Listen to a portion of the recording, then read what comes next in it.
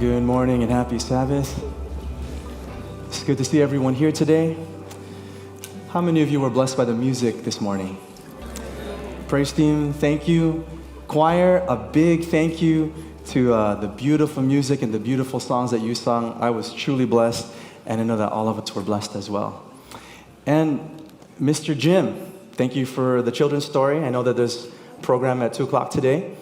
And by the way, I don't know if you knew, Jim has a degree from Andrews Theological Seminary, and he actually wrote a book on prophecy.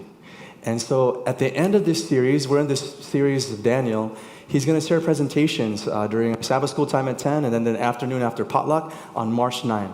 You'll see some flyers. So Jim is a jack of all trades, children, adult, prophecy, puppets, everything. So thank you, Jim, for your ministry here. And those of you who are celebrating today is Lunar New Year. Raise a hand if you're celebrating Lunar New Year here. Okay, so Happy New Year to you all who are celebrating Chinese or Lunar New Year. And also this week, there were a lot of birthdays that I found out about. Grace Kendall, Pastor Rodney, Kirsten, and today happens to be our head elder's birthday, Dr. Jason Goliath. So if you have a February birthday, raise your hand. All right? Let's give these people a round of applause and give God a round of applause for giving them a birthday in February. Awesome. And by the way, there's a woman who was part of our church community. Her name was Auntie Florida Langtio. She unfortunately passed away this week. So our condolences to the family and the friends. I'll be seeing the family on Monday, and let's keep the Langtiu family in our prayers. So welcome here to Hinsdale Fil-am. We're in a sermon series entitled Daniel, Living by God's Vision in a Diverse World. And we're going mostly chapter by chapter. You know, Daniel 1, we started in Daniel 1, 2, 3. Last week was chapter 4. This week we're going to discover and unpack the teaching in chapter 5. And what we're trying to do is we're trying to learn how we can live with God's vision in this very diverse world. Now, you don't have to look very far to know that we live in a diverse world. We are diverse by religion. Within Christianity itself, there are over 40,000 different Christian denominations. And then you have people who associate or who belong to Islam or Buddhism and Hinduism. So we are diverse by religion. This year, being an election year, we know that we are diverse by our politics. We're diverse by race, by our ethnicity. We're diverse by our socioeconomic status. We're diverse by age. We're diverse by gender. This morning, the title for this morning's message is Bulls in a China Shop. Have you ever heard that term before, bulls in a China shop? You don't want to be a bull in a China shop. A bull in a China shop is someone going into a room and just breaking everything that's fragile. And we're going to discover the story of a man who was mentioned once in Daniel chapter 5 of a king by the name of Belshazzar who was a bull in a China shop. And he had a problem. And his problem was called pride, okay? His problem was called pride.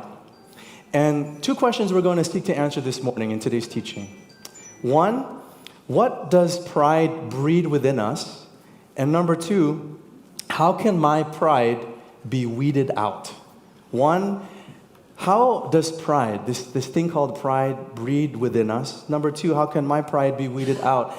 And just in case you think, you know, that's a king a long time ago, about 2,500 years ago, who was full of himself. That's not me. Friends, I hate to break it to you, but it's something that we all struggle with. So we're going to learn two truths about pride. Here's truth number one. Come with me. We're going to be in Daniel chapter 5, and we're going to read the entire chapter. If you have a Bible, that's great. Let's look there. There's a Bible in the pew in front of you. If you have a tablet or your phone, that's fine as well. You got to see it with your own eyes, and we're going to read mostly verse by verse. And I'm going to share this story, and you will be amazed at some of the insights from today's teaching. Daniel chapter 5, verse 1. King Belshazzar, what's his name? King Belshazzar made a great feast for 1,000 of his lords and drank wine in front of the 1,000. So he's gathering all these people together. Some commentators and historians say that it's probably some type of political alliance, and you're going to see why. They're trying to group together because they know they want to preserve Babylon, the Babylonian Empire. Verse 2, Belshazzar, when he tasted the wine, he commanded that the vessels of gold and of silver that Nebuchadnezzar his father had taken out of the temple in Jerusalem be brought, that the king and his lords, his wives, and his concubines might drink from them. Are you serious? Now, I know the text says father. It's also translated predecessor. Some say his grandfather, really, Nebuchadnezzar. He was the one who went into Jerusalem and he stole all of the temple utensils, right? The temple goods, and also the temple vessels. And Belshazzar did something very sacrilegious. Verse 3, then they brought in the golden vessels that had been taken out of the temple, the house of God in Jerusalem, and the king and his lords, his wives, and his concubines drank from them. What? He took these holy vessels that belonged to these captives from their temple, from the Israelite captives, and he put wine, drinks in them, and they drank and they had a good time. I mean, you talk about profanity and sacrilegious. This was horrible. Verse 4, they drank wine, and while they're doing this, look what King Belshazzar has the audacity to do. The text says, they drank wine and praised the gods of gold and silver, bronze, iron, wood, and stone. Talk about sacrilegious, profanity, blasphemy. Any Jew that would read this, how dare King Belshazzar do this? Well, the story gets worse because the next verse says this in verse 5. Immediately, the fingers of a human hand appeared and wrote on the plaster of the wall of the king's palace opposite the lampstand, and the king saw the hand as it wrote. Can you imagine, just right on the wall behind you, a finger pops out and begins to write something.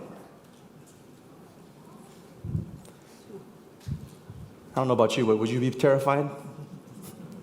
Look at King Belshazzar's reaction, verse 6. Then the king's color changed. Okay, so color changed, right? Pale probably. And his thoughts alarmed him. He's stressed out of his mind, right?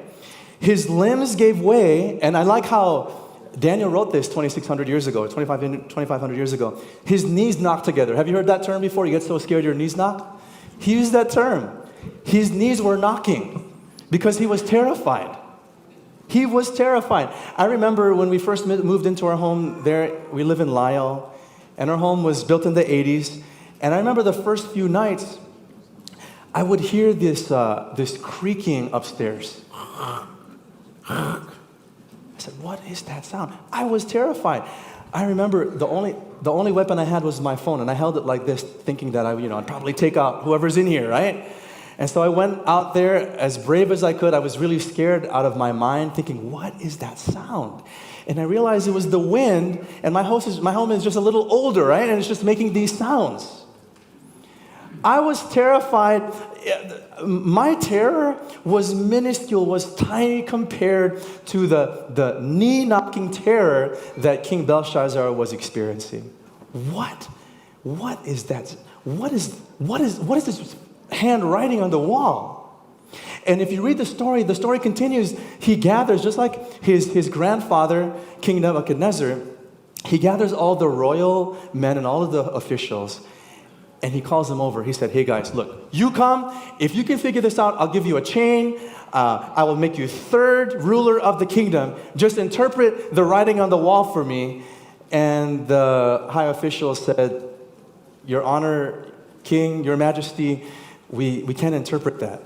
We can't. Are you serious? You can't, then who can? The queen comes along, and the text says in verse 10, the queen, because of the words of the king and his lords, came into the banqueting hall and declared, O king, live forever. Let not your thoughts alarm you or your color change. And then she continues to say, look, there was a man that Nebuchadnezzar knew, and he was someone, and she says here, there was someone who, in verse 11, there is a man in your kingdom in whom is the spirit of the holy gods. This man is special, and he was able to interpret 2 dreams of Nebuchadnezzar. So let's go get him. All right, what you say, I will follow. So here's what happens, verse 13. Then Daniel was brought in before the king. The king answered and said to Daniel, and you can hear his arrogance, right? His pride.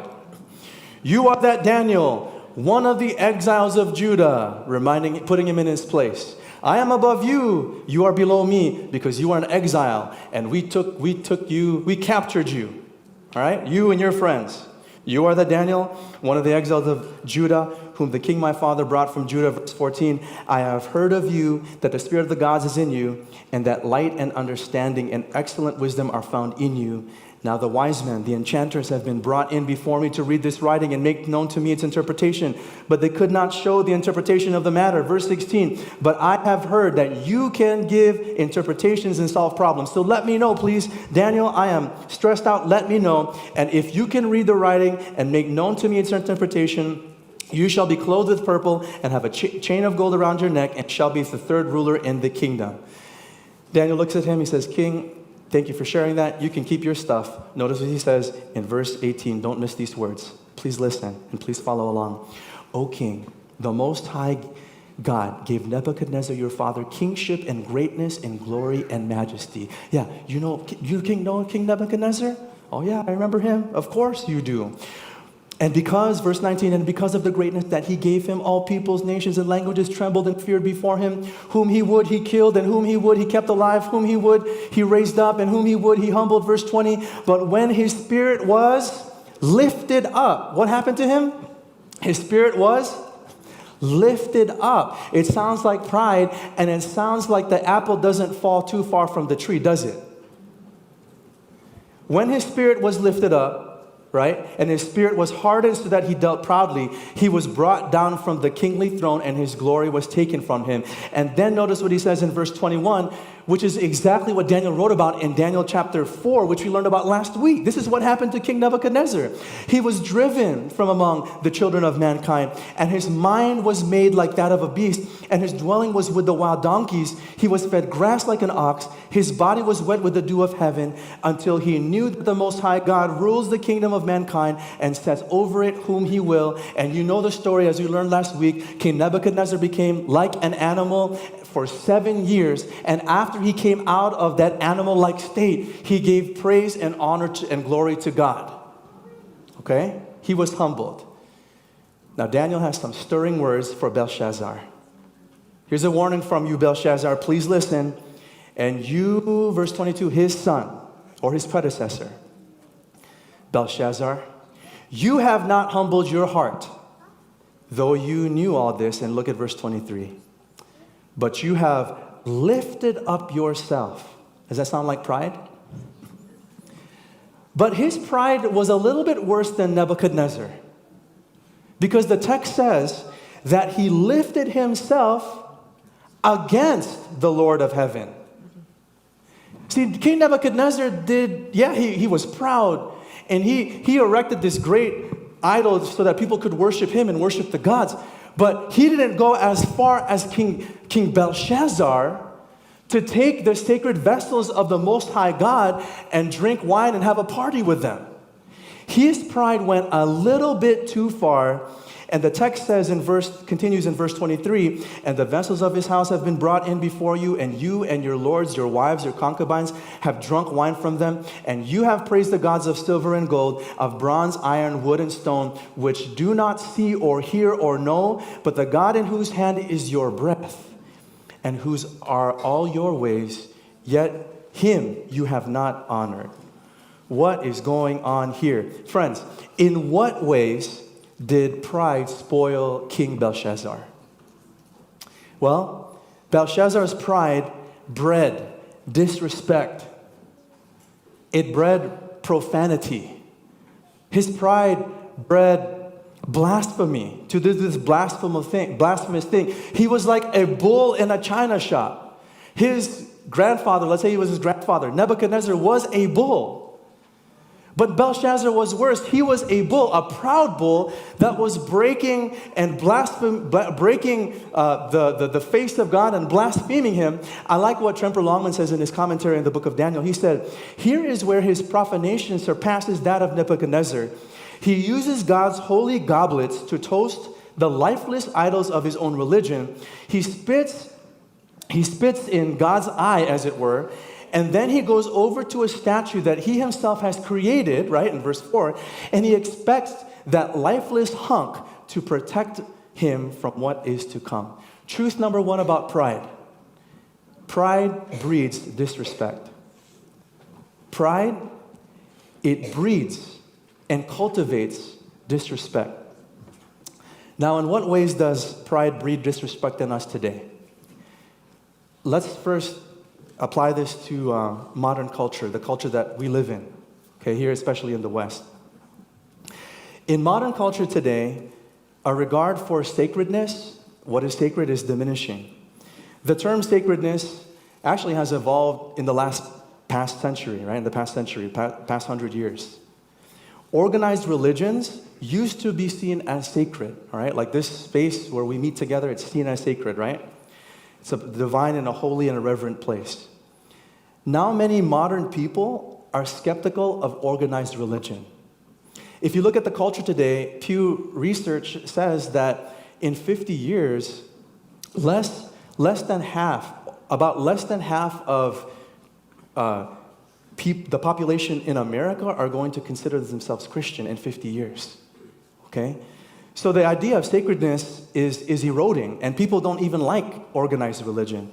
I mean, just think about some of our friends or people who we knew who might have come to this church or who might have gone to your church when you were growing up. People are disassociating from organized religion. And people share this phrase, and you've heard this before. I'm spiritual, but I'm not religious. Have you heard that before? I'm spiritual, but not religious. I want transcendence, and I want the experience of sacredness, but I don't want to be detached. I don't want to be attached to an organized religious body.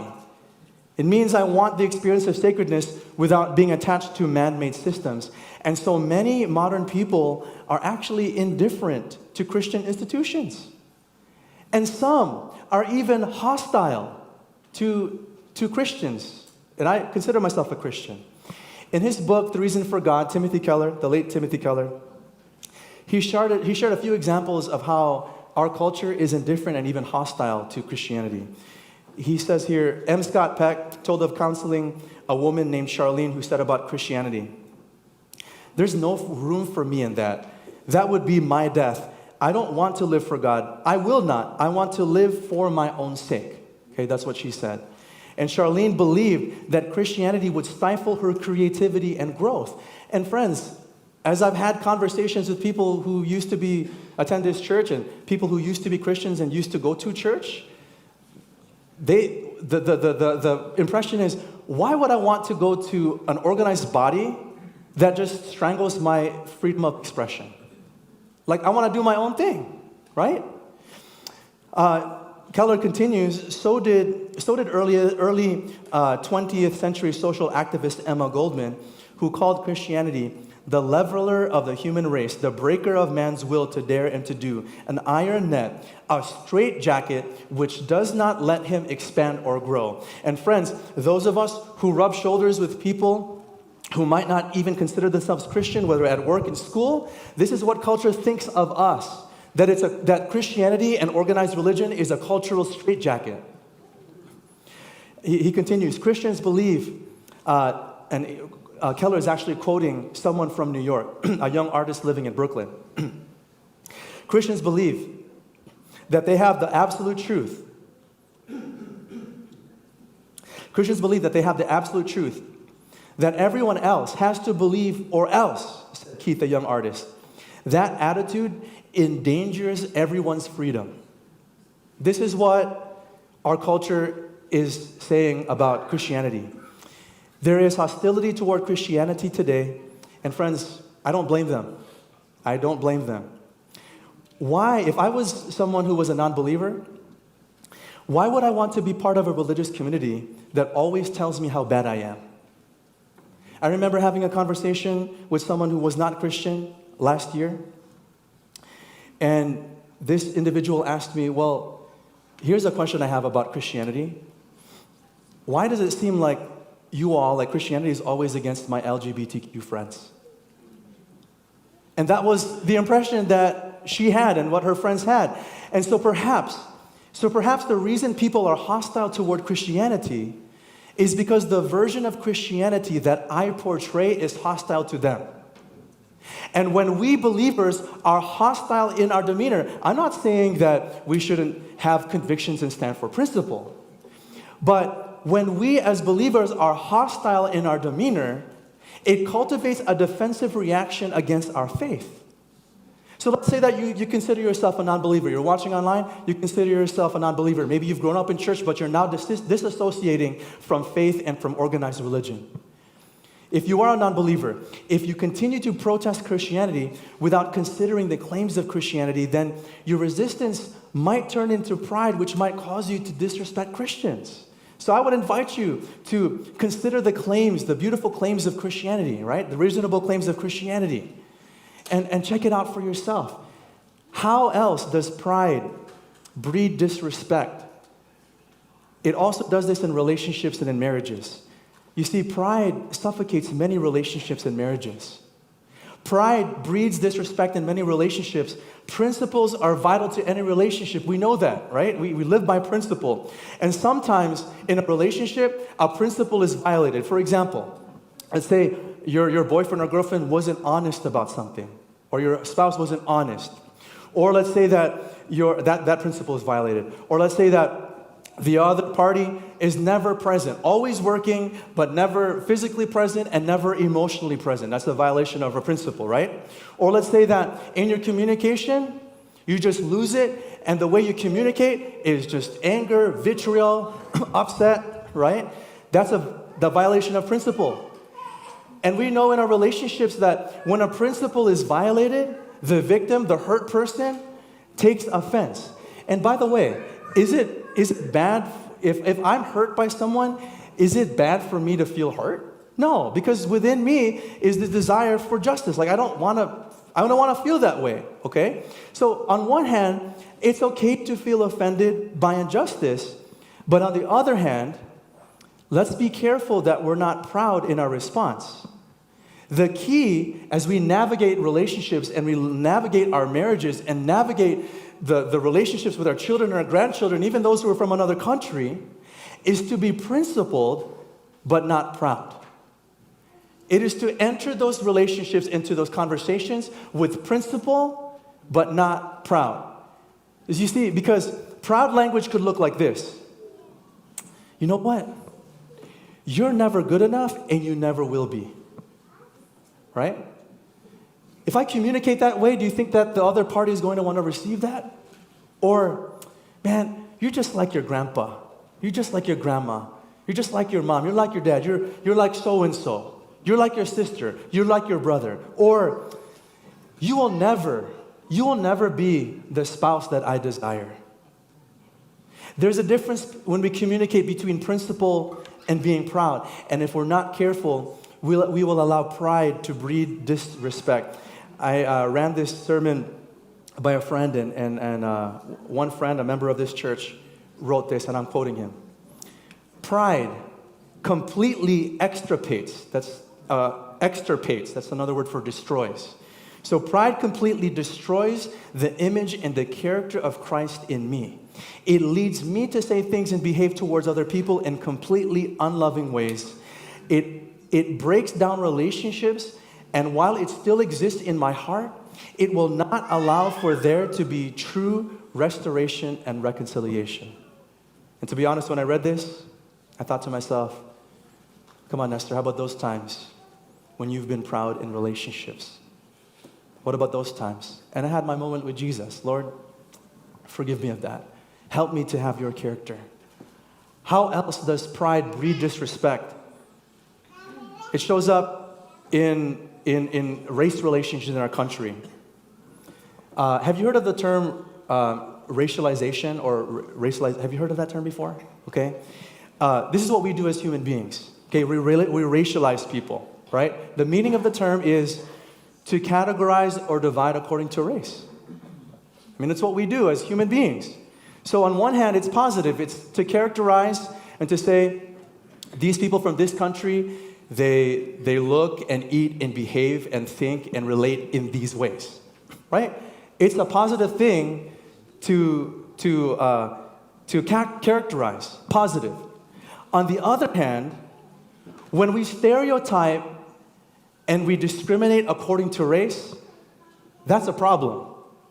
And I remember growing up as a kid, hearing these stories from, I won't share where, but I would hear these stories, right? I would hear these stories, and it planted in my mind these prejudiced ideas against Latino and Black communities.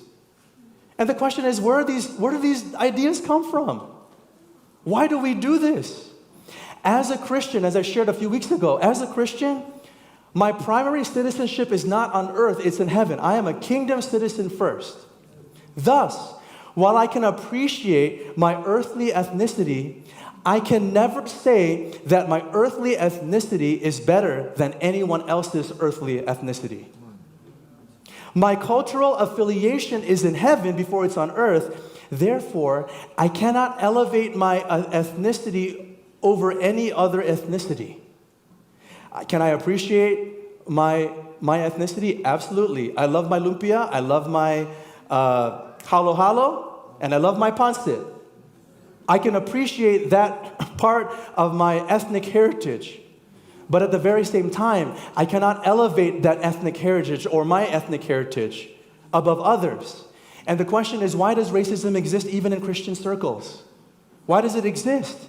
Well, there are a plethora of reasons. There have been hundreds of books written on this topic, but I'll share with you at least two reasons. Number one, I think it's because we are overly proud of our ethnicity. Nothing wrong with appreciating it, but there's a vast difference between appreciating it and then also thinking that my ethnicity is supreme. And secondly, another reason why we may do this is because we feel better about ourselves by putting other people down. And last time I checked, when we all go to heaven, all right, there are going to be all types of flavors up there. Because Revelation 7, right? Revelation 7, John the Revelator is writing about those who go to heaven. Revelation 7, verse 9, after this I looked and behold a great multitude that no one could number, from every nation, from all tribes and all peoples and languages, standing before the throne and before the Lamb, clothed in white robes with palm branches in their hands, and crying out with a loud voice, salvation belongs to our God who sits on the throne and to the Lamb. It is not one ethnic culture that is going to be up there. From all tribes, all nations, all flavors, all variations. And because I'm a kingdom citizen first, I can appreciate my ethnicity without idolizing my ethnicity. But I am afraid that pride cultivates within me a disrespect for other people. And God has to check that within me. And I believe for the Christian community, God has to keep us in check as well. It also happens in politics. Pride breeds disrespect in politics. Some say Christians should be Republicans. Some others say Christians should be Democrats. And here's where it gets tricky, so follow me here. One party says sex is only for marriage, right? Another party says we should be committed to racial justice and the poor, okay? One party says this, sex is within marriage, right? Another says we should be committed to racial justice and the poor. One party has more conservative values, and the other party has more liberal values. But notice, both of those values, traditional sexuality and social justice, those are both Christian biblical ideas.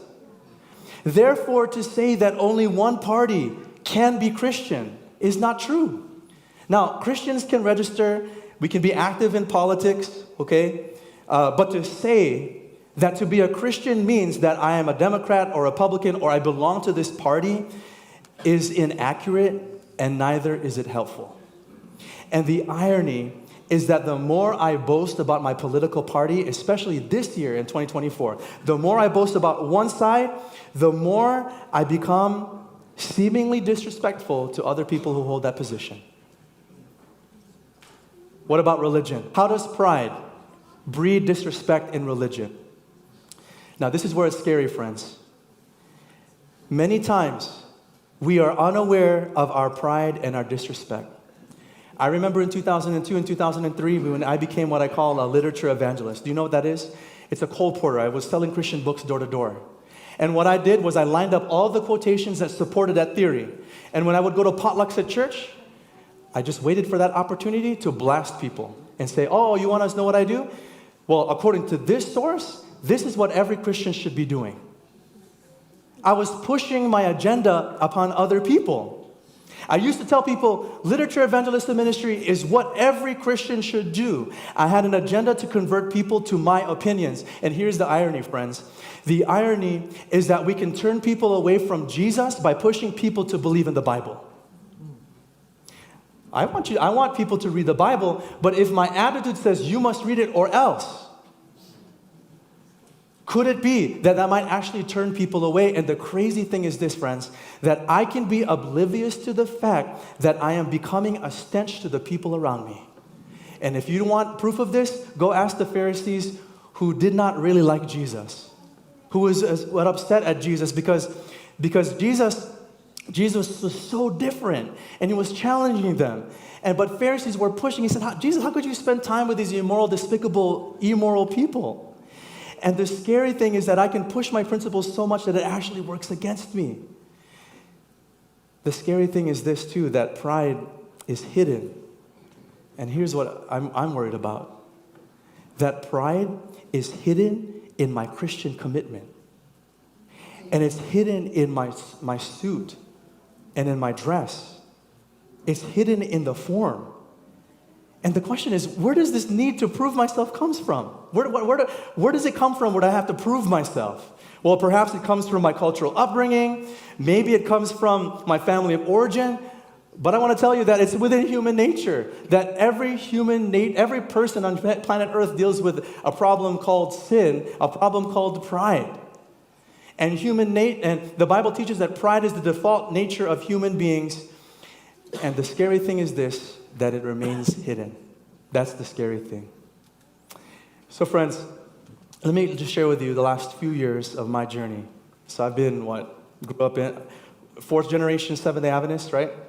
That's the denominational tribe group that I belong to, right? My great-grandmother was Seventh-day Adventist, Christian Seventh-day Adventist. And in the last few years, I've been, I hope, experiencing a metamorphosis, a change of my own heart. And I've been really asking the question, what is true north?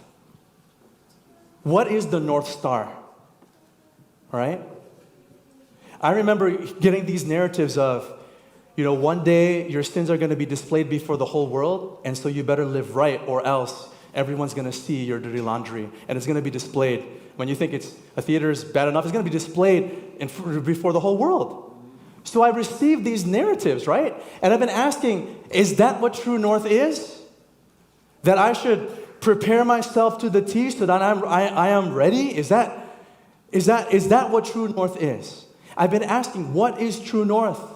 And in my discovery and in my second conversion, I have discovered that the true north is the gospel. It's the good news of Jesus, and that's the main script and the main story of Scripture. And what is the gospel? It is the good news of Jesus. This church last year voted a visioning team. And we've been in this process of putting together not just a strategic vision, but a theological vision. Last Sabbath afternoon, it was a robust, challenging, inspiring conversation all at the same time as they're trying to figure out this whole gospel thing. And can I just share with you some of the thoughts that we put on paper here? The first question that we want to answer before we think, okay, what building should we go into, or who should we reach? We think the first question is, What is true north? What is the gospel? And the answer to this question will significantly shape our theological vision and strategic vision. The word gospel, which appears for the first time in the book of Matthew, is the word evangelion in the Greek. And then we said we can draw several conclusions. First, since the gospel is God's good news and not ours, the object of our faith is God and not us. Second, the gospel is not something that we do primarily, but something to be proclaimed and announced, which impacts what we do. And that distinction seems small and seismic, it seems small and subtle, but it is seismic. Where we place our focus, how I should be prepared, my faithfulness or God's faithfulness is the difference between experiential heaven or hell. It's that, because I have done that and I have participated and pushed legalism. I have done that, right? I have done that. The good news, the gospel tells me that I am independent and I can stand for what I believe in the gospel. But you know what it also tells me? It also tells me that I am interdependent and that I should be patient with people who do not see the way things that I do. And at the same time, I should be humble enough to admit that I am wrong. But if I keep hammering at you and telling you what to believe or make you feel guilty for not living by my standards, I may disrespect you and my witness will be diminished. And as long as I am here, friends, as long as I'm here with a church that I love with all my heart, and thank you for loving me and my family with all your hearts. As long as I am here, I'm committed to sharing that the source of our joy will never come from rooting ourselves in our faithfulness. The true source of our joy, friends, is rooting ourselves in God's faithfulness for us, which leads us to radical faithfulness to Him. Amen. So truth number one about pride is that pride breeds disrespect. And last but not least, what else does pride do? Pride will be defeated. Last few verses, and then we're done. The Bible says, Daniel chapter 24 now, here's what happens to King Belshazzar. Then from his presence, the hand was sent, and this writing was inscribed. And this, verse 25, this is the writing that was inscribed, Mene, Mene, Tekel, Parsin. And verse 26, this is the interpretation of the matter. This is Daniel telling King Belshazzar, Mene, God has numbered the days of your kingdom and brought it to an end. Tekel, you have been weighed in the balances and found wanting. Verse 28, Peres, your kingdom is divided and given to the Medes and the Persians. Belshazzar hears these words. He doesn't know what to do with himself. It's so shocking. He says, let's exalt Daniel, the third and ruler. And so that's exactly what happens in the next verse, 29. Then Belshazzar gave the command, and Daniel was clothed with purple. A chain of gold was put around his neck, and a proclamation was made about him that he should be the third ruler in the kingdom. And maybe if we elevate him, then I'll be okay. And then the next verse says in verse 30, that very night, Belshazzar, the Chaldean king, was killed. Why? Because he was a bull in a china shop. Because he let his pride cultivate a profanity and sacrilegious act against the king of the universe. That's what happened. Verse 30, that very night, King Belshazzar, the Chaldean king, was killed, and Darius the Mede received the kingdom, being about 62 years old. So here's the question as we close. There are deadly consequences for our pride. Why does God judge proud people? Why does He do that? Well, you know what sin is, right? What is sin? What's the classic answer that we know? The transgression of the law, right? That's a popular one. But it's something more than just breaking a law. It has to do with the heart. What's the middle letter of sin? I. You've heard this from me before. What's the middle letter of pride? Okay? So it's an I problem. And what's the middle letter of Lucifer? Okay? He was the first person, and by the way, I've said this before, right? Middle letter of Soriano, right? And then I found this out not too long ago, that the middle letter of our head elder's last name, all right? So Jason and I, we all have eye problems, right? We all have eye problems, okay? Sin is not just the breaking of the law. It is actually elevating myself above the lawgiver. And you see what pride does? That it suffocates love. And this is why Lucifer was banished from heaven. You see, let me ask you this. Who is God? If you were to share 3 words of what God is, what is God? Who is God? God is love. And in Genesis chapter 1, as He's creating mankind, He creates the birds, the bees, He creates the trees, the mountains, the oceans, the beaches. He creates all this. And then He says, it says, hey, let us make man in our image. Meaning that the Father, the Son, and the Spirit have a conversation. And they say, look, because we are love, there has to be more than just one. We love each other, and not because we are deficient in love, but because our love is overflowing. Let us create mankind in our image to share in this relational intimacy that we have. And so they create Adam and Eve, but what happens? They listen to the lie of the serpent, they sin, which actually suffocates their love relationship with God the Father, Son, and the Holy Spirit. So sin is not just the breaking of a rule, it is the rupturing of a relationship. It is the ending. It is the ending of sin, really. So God judges people and He puts an end to sin because sin suffocates love. God judges pride so that love can flourish in our hearts, in our communities, and in our world today. Last question. Is there any other benefit to God's judgment on pride? Any other benefit for God's judgment?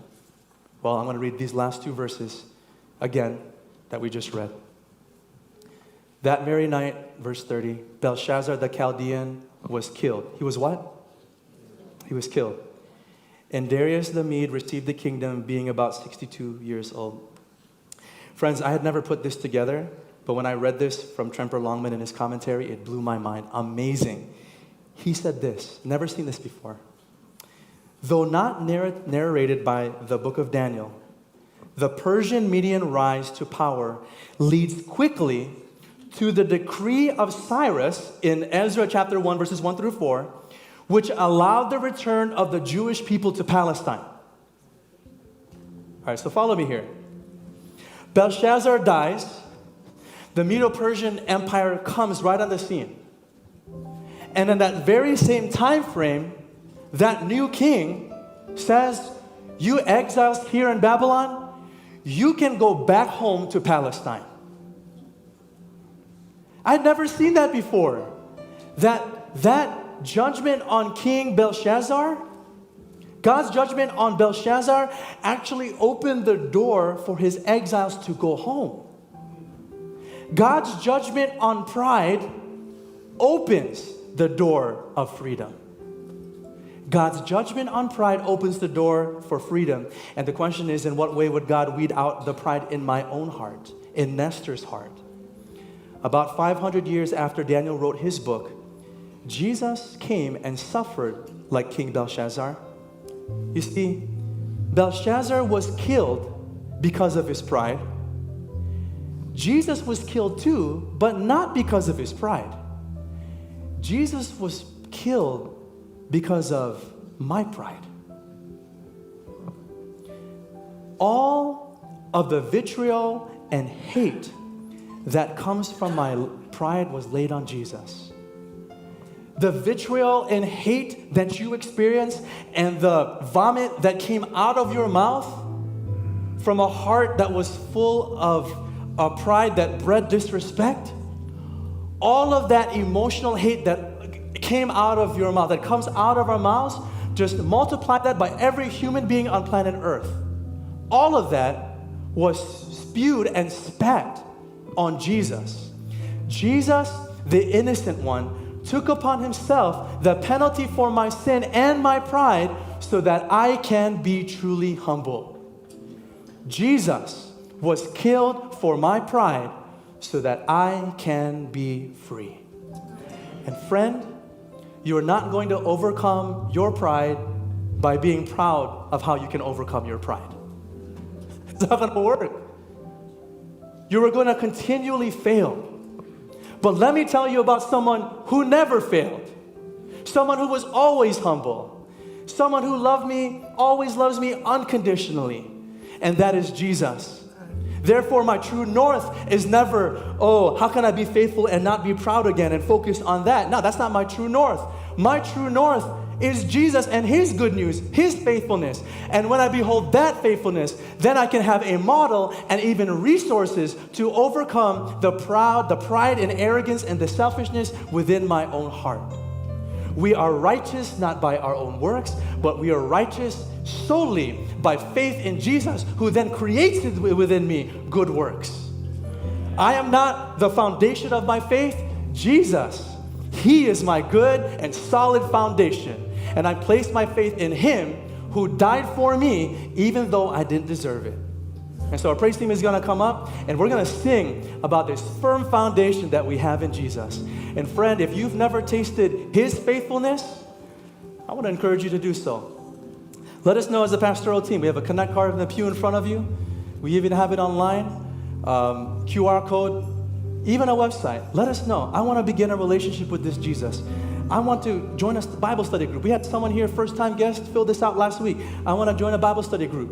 And we're getting in touch. So we want to connect with you and walk with you so that you can root yourself in the foundation of Jesus Christ. So let's sing to Him and let's praise God, and feel free to return to slip the cord or the connect card with your tithes and offerings. Could we stand together and sing together about our firm